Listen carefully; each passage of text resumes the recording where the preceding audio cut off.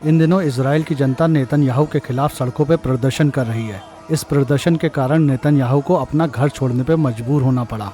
आखिर क्या है सारा मामला, जानेंगे आज के नज़र दुनिया पर के इस स्पेशल एपिसोड में।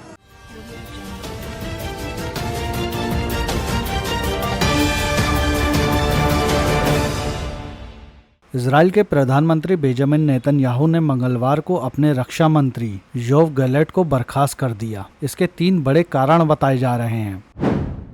अगर मैं आपको पहला कारण बताऊं तो वो है 7 अक्टूबर को हमास का हमला, जिसके पीछे गैलेंट ने कहा कि मुझे शक है कि इस हमले के पीछे नेतन्याहू का हाथ है, इसलिए नेतन्याहू इस जांच की मंजूरी देने को तैयार नहीं है। और दूसरा बड़ा कारण है गजा से इजराइल के बंधकों की रिहाई। गजा इजराइल के बीच में 401 दिन से ज्यादा की जंग है, लेकिन इस बीच नेतन्याहू अपने कोई भी वादे को पूरा नहीं कर पाए हैं। उन्होंने कहा था कि हम अपने बंधकों को 1 महीने से भी कम में वापस ले आएंगे, लेकिन अब नेतन्याहू अपने निजी फायदे के लिए हमारे लोगों की कुर्बानी दे रहे हैं।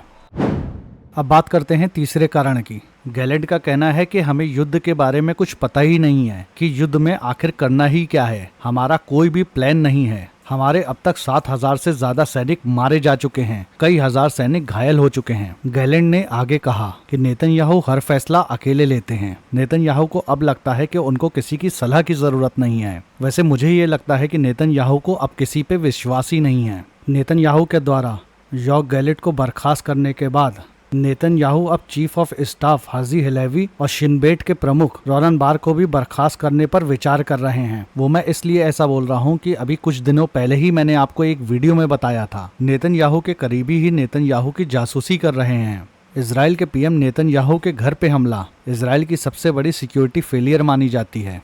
इस समय आपकी स्क्रीन पे एक न्यूज़ चल रही है जिसमें बताया गया है ईरान के साइबर हमले इजराइल पे अब बढ़ से गए हैं। पहले इजराइल की नगर महापालिका पे एक साइबर हमला हुआ था जिसमें सारे डॉक्यूमेंट्स लीक हो गए थे। वैसे इस न्यूज़ पे मैं एक वीडियो पहले ही बना चुका हूँ जो मैं आपके लिए लास्ट स्क्रीन पर डाल दूंगा। लेकिन इजराइल पे एक और बड़ा साइबर अटैक हुआ है जिसने इजराइल की न्यूक्लियर साइट यानी परमाणु साइट्स को ब्लॉक कर दिया है। उधर विपक्ष के नेता याहिया लैपिड का भी एक बयान सामने आया है जिसमें उन्होंने कहा है युद्ध के बीच में वीरता को बर्खास्त करना ये एक पागलपन है। नेतन्याहू अपनी राजनीतिक फायदे के लिए सेना और अपने वीरों को बेच रहे हैं। नेतन्याहू की सरकार हमारे आर्मी को छोड़ के दक्षिण पंथियों पे ज्यादा तरजीह दे रही है। मैं अपने सभी देशवासियों से ये रिक्वेस्ट करता हूँ कि वो नेतन्याहू के खिलाफ सड़कों पे उतरें। इस बयान के सामने आने के बाद इजराइल की जनता सड़कों पे आ गई, जिससे नेतन्याहू को अपना घर छोड़ के भागना पड़ा।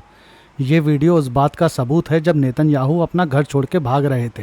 दोस्तों, मैं आपसे जानना चाहता हूँ आपको ये इन्फॉर्मेशन कैसी लगी, प्लीज़ हमें कमेंट में ज़रूर बताएं। और हाँ, अगर आपने हमारे चैनल नज़र दुनिया पर को अब तक सब्सक्राइब नहीं किया है तो कर लीजिए और बेल आइकन दबाना मत भूलिएगा।